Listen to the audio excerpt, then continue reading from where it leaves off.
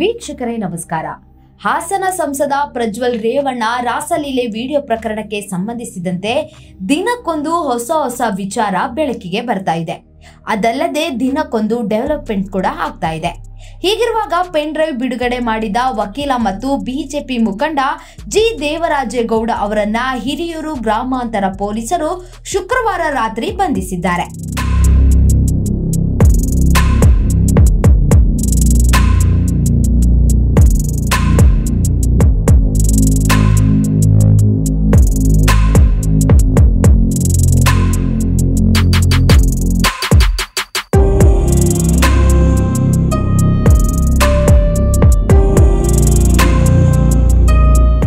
ವಕೀಲ ದೇವರಾಜೇಗೌಡ ಮೇಲೆ ಮಹಿಳೆಯೊಬ್ಬರು ಲೈಂಗಿಕ ಕಿರುಕುಳ ಆರೋಪ ಮಾಡಿದ್ದರು. ಹೀಗಾಗಿ ಅವರ ವಿರುದ್ಧ ಪ್ರಕರಣ ದಾಖಲಾಗಿತ್ತು. ಈ ಪ್ರಕರಣಕ್ಕೆ ಸಂಬಂಧಿಸಿದಂತೆ ಆರೋಪಿ ತಲೆಮರೆಸಿಕೊಂಡಿದ್ದರು. ಈ ಬಗ್ಗೆ ಹೊಳೆನರಸೀಪುರ ಪೊಲೀಸರು ಹಿರಿಯೂರು ತಾಲೂಕಿನ ಗೊಯ್ಲಾಳು ಟೋಲ್ ಬಳಿ ಆರೋಪಿ ಇರುವ ಖಚಿತ ಮಾಹಿತಿ ಪಡೆದು ಶುಕ್ರವಾರ ಬಂಧಿಸಿದ್ದಾರೆ. ಹಿರಿಯೂರು ಗ್ರಾಮಾಂತರ ಸಿಪಿಐ ಕಾಳಿಕೃಷ್ಣ ನೇತೃತ್ವದ ಪೊಲೀಸರ ತಂಡ ಕಾರ್ಯಾಚರಣೆ ನಡೆಸಿ ದೇವರಾಜೇಗೌಡರನ್ನು ವಶಕ್ಕೆ ಪಡೆದಿದ್ದಾರೆ. ಬಿಜೆಪಿ ಮುಖಂಡರು ಆಗಿರುವ ದೇವರಾಜೇಗೌಡ ಇವರು ಸಂಸದ ಪ್ರಜ್ವಲ್ ರೇವಣ್ಣ ಪ್ರಕರಣ ಕುರಿತು ಮಾಹಿತಿ ಹೊಂದಿದವರಾಗಿದ್ದಾರೆ. ಇತ್ತೀಚೆಗೆ ಸುದ್ದಿಗೋಷ್ಠಿ ನಡೆಸಿ ಕಾಂಗ್ರೆಸ್ ವಿರುದ್ಧ ಪ್ರಜ್ವಲ್ ರೇವಣ್ಣ ವಿರುದ್ಧ ಹರಿಹಾಯ್ದಿದ್ದರು. ಅಲ್ಲದೆ ಬಿಜೆಪಿ ಜೆಡಿಎಸ್ ಮೈತ್ರಿಗೂ ಮೊದಲು 2023ರಲ್ಲಿ ಬಿಜೆಪಿಗೆ ಪತ್ರ ಬರೆದಿದ್ದರು. ಸದರಿ ಲೋಕಸಭಾ ಚುನಾವಣೆಯಲ್ಲಿ ಪ್ರಜ್ವಲ್ ರೇವಣ್ಣಗೆ ಟಿಕೆಟ್ ಕೊಡದಂತೆ ಹೇಳಿದ್ದರು. ಇದೀಗ ಇವರ ವಿರುದ್ಧ ಹಾಸನ ಮೂಲದ 36 ವರ್ಷದ ಮಹಿಳೆ ತಮ್ಮ ಆಸ್ತಿ ಮಾರಾಟಕ್ಕೆ ಸಹಾಯ ಮಾಡುವ ನೆಪದಲ್ಲಿ ದೇವರಾಜೇಗೌಡ ಲೈಂಗಿಕ ಕಿರುಕುಳ ಕೊಟ್ಟಿದ್ದರು ಎಂದು ಆರೋಪಿಸಿದ್ದಾರೆ. ಆಗಾಗ ವಿಡಿಯೋ ಕರೆ ಮಾಡಿ ಅಂಗಾಂಗ ತೋರಿಸುವಂತೆ ಪೀಡಿಸಿ ಮಾನಸಿಕ ಕಿರುಕುಳ ಕೊಟ್ಟಿದ್ದಾರೆ ಎಂದು ದೂರಿನಲ್ಲಿ ಅವರು ತಿಳಿಸಿದ್ದಾರೆ. ಇದು ಅಲ್ಲದೆ ಮಹಿಳೆಯ ಈ ದೂರು ಆಧರಿಸಿ ಜಿಲ್ಲೆಯ ಹೊಳೆನರಸೀಪುರ ನಗರ ಠಾಣೆಯಲ್ಲಿ ದೇವರಾಜೇಗೌಡ ಮೇಲೆ ಎಫ್ಐಆರ್ ದಾಖಲಾಗಿತ್ತು. ಪ್ರಕರಣ ದಾಖಲಾಗುತ್ತಿದ್ದಂತೆ ಅವರು ತಲೆಮರೆಸಿಕೊಂಡಿದ್ದು ಹಿರಿಯೂರು ಪೊಲೀಸರ ಬಲೆಗೆ ಬಿದ್ದಿದ್ದಾರೆ. ಹಾಸನ ಸಂಸದ ಪ್ರಜ್ವಲ್ ರೇವಣ್ಣ ರಾಸಲೀಲೆಗಳ ವಿಡಿಯೋ ಇರುವ ಪೆನ್ ಡ್ರೈವ್ ಪ್ರಕರಣಕ್ಕೆ ಸಂಬಂಧಿಸಿದಂತೆ ಎಸ್ಐಟಿ ತನಿಖೆ ನಡೆಯುತ್ತಿದೆ. ಇದೀಗ ಈ ಪ್ರಕರಣಕ್ಕೆ ಬಿಗ್ ಟ್ವಿಸ್ಟ್ ಸಿಕ್ಕಿದ್ದು ಪ್ರಜ್ವಲ್ ಅವರು ಬಂಧನವಾಗಿದ್ದಾರೆ. ಹಾಗಾದರೆ ಈ ಬಂಧನವಾದಂತಹ ಪ್ರಜ್ವಲ್ ಯಾರು?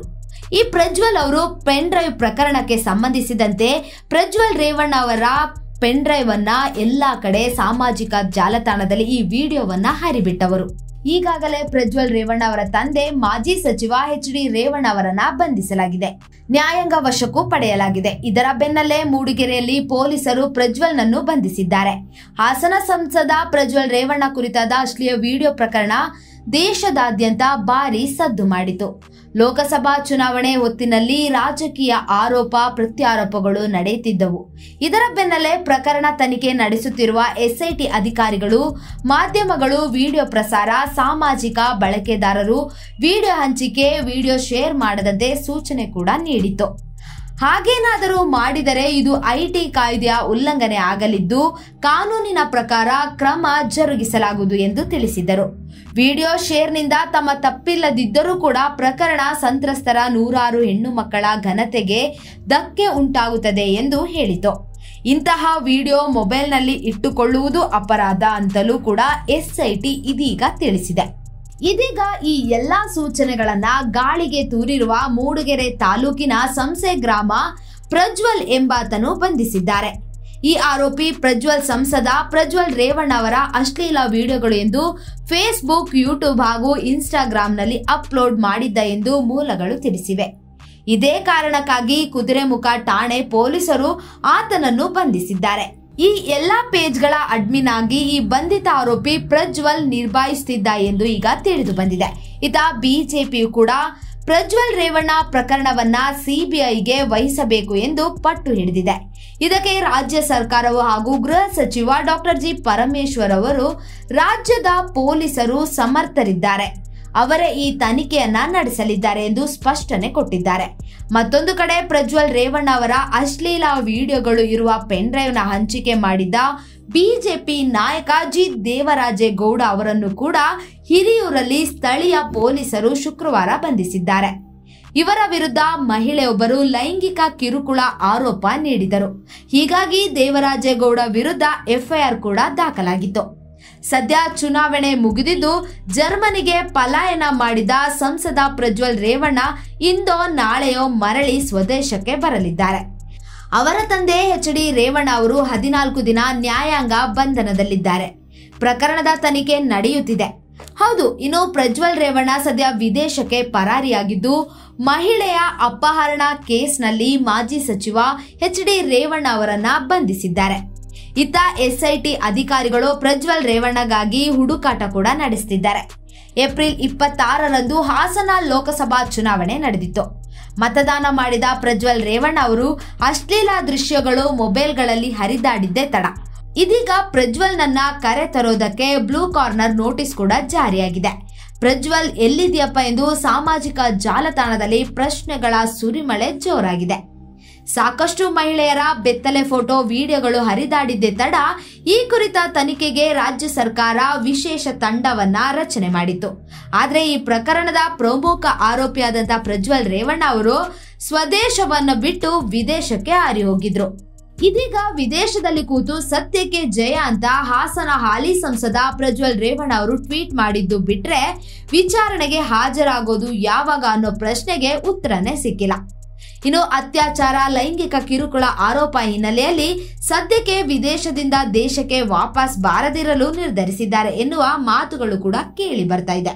ಒಟ್ನಲ್ಲಿ ಚುನಾವಣಾ ಫಲಿತಾಂಶದ ಬಳಿಕವೇ ವಿದೇಶದಿಂದ ದೇಶಕ್ಕೆ ಪ್ರಜ್ವಲ್ ರೇವಣ್ಣ ಅವರು ವಾಪಸ್ ಬರುವ ಸಾಧ್ಯತೆ ಇದೆ ಎಂದು ಮೂಲಗಳಿಂದ ತಿಳಿದಿದೆ. ಸದ್ಯ ಪ್ರಜ್ವಲ್ ರೇವಣ್ಣ ಅವರು ಪೆನ್ ಡ್ರೈವ್ ಪ್ರಕರಣದಿಂದ ಮೈತ್ರಿ ನಾಯಕರು ತೀವ್ರ ಮುಜುಗರವನ್ನ ಎದುರಿಸುತ್ತಿದ್ದಾರೆ. ತಕ್ಷಣ ದೇಶಕ್ಕೆ ಹಿಂತಿರುಗಿದರೆ ತಕ್ಷಣ ಬಂಧನದ ಜೊತೆಗೆ ವಿಚಾರಣೆ ಕೂಡ ಎದುರಿಸಬೇಕಾಗುತ್ತದೆ ಎಂಬ ಭೀತಿ ಕೂಡ ಎದುರಾಗಿದೆ. ಹೀಗಾಗಿ ಸದ್ಯ ಪ್ರಜ್ವಲ್ ರೇವಣ್ಣ ಅವರು ದೇಶಕ್ಕೆ ಬರುವುದು ಅನುಮಾನವಾಗಿ ಉಳಿದು ಬಿಟ್ಟಿದೆ. ಒಂದ್ ವೇಳೆ ಪ್ರಜ್ವಲ್ ರೇವಣ್ಣ ಏನಾದ್ರೂ ದೇಶಕ್ಕೆ ವಾಪಸ್ಸು ಬಂದರೆ ಇವರ ಮೇಲಿರುವಂತಹ ಎಲ್ಲ ಆರೋಪದ ಅಡಿಯಲ್ಲಿ ತನಿಖೆ ಕೂಡ ಇರುತ್ತೆ. ಅದು ಅಲ್ಲದೆ ಲೈಂಗಿಕ ದೌರ್ಜನ್ಯ ಮತ್ತು ವಿಚಾರ ಬಯಲಾದರೆ ಕುಟುಂಬ ಹಾಗೂ ಪಕ್ಷಕ್ಕೆ ಹೆಚ್ಚಿನ ಮುಜುಗರದ ಭೀತಿಯನ್ನುಂಟು ಮಾಡುತ್ತದೆ. ಹೀಗಾಗಿ ದೇಶಕ್ಕೆ ವಾಪಸ್ ಬರುವುದು ಪ್ರಜ್ವಲ್ ರೇವಣ್ಣ ಅವರ ವಿಚಾರದಲ್ಲಿ ಎಲ್ಲವೂ ಕೂಡ ಸಂಶಯವಾಗಿ ಉಳಿದಿದೆ. ಇತ್ತ ತಂದೆಯ ಬಂಧನವಾಗಿ ಜೈಲು ಸೇರಿದ್ರೂ ಕೂಡ ದೇಶಕ್ಕೆ ವಾಪಸ್ ಬರಲು ಪ್ರಜ್ವಲ್ ರೇವಣ್ಣ ಮನಸ್ಸು ಮಾಡ್ತಾ ಇಲ್ಲ. ವಿದೇಶದಲ್ಲಿದ್ದುಕೊಂಡೇ ಕಾನೂನಾತ್ಮಕ ರಕ್ಷಣೆಗಳ ಬಗ್ಗೆ ಮಾಹಿತಿಯನ್ನ ಪ್ರಜ್ವಲ್ ರೇವಣ್ಣ ಅವರು ತಿಳಿದುಕೊಳ್ತಿದ್ದಾರೆ ಎನ್ನಲಾಗ್ತಿದೆ. ಒಟ್ನಲ್ಲಿ ಚುನಾವಣಾ ಫಲಿತಾಂಶದ ನಂತರವೇ ಪ್ರಜ್ವಲ್ ರೇವಣ್ಣ ಅವರು ದೇಶಕ್ಕೆ ಮರಳ್ತಾರೋ ಅಥವಾ ತಂದೆ ಅರೆಸ್ಟ್ ಆಗಿರೋದ್ರಿಂದ ಇದೊಂದು ಕಾರಣ ಇಟ್ಕೊಂಡಾದ್ರೂ ಆದಷ್ಟು ಬೇಗ ಬಂದು ತನಿಖೆಗೆ ಪಾಲುದಾರರಾಗ್ತಾರೋ ಅನ್ನೋದು ಕಾದ್ ನೋಡ್ಬೇಕು. ಒಟ್ನಲ್ಲಿ ಪ್ರಜ್ವಲ್ ರೇವಣ್ಣ ಅವರು ಮಾಡಿರುವಂತಹ ಈ ತಪ್ಪಿಗೆ ಅವರು ಯಾವತ್ತು ಭಾರತಕ್ಕೆ ಹಿಂದಿರುಗ್ತಾರೋ ಅಂದೇ ಅವರಿಗೆ ಇದಕ್ಕಿರುವಂತಹ ಶಿಕ್ಷೆ ಆಗ್ಲೇಬೇಕು ಅನ್ನೋದು ಸಾರ್ವಜನಿಕರ ಮಾತಾಗಿದೆ. ಮತ್ತಷ್ಟು ಅಪ್ಡೇಟ್ಗಾಗಿ BN TV ಯೂಟ್ಯೂಬ್ ಚಾನೆಲ್ ನ ಲೈಕ್ ಮಾಡಿ, ಸಬ್ಸ್ಕ್ರೈಬ್ ಮಾಡಿ. Anjali, special desk, BN TV. ಇದು ನಿಮ್ಮ ಧ್ವನಿ.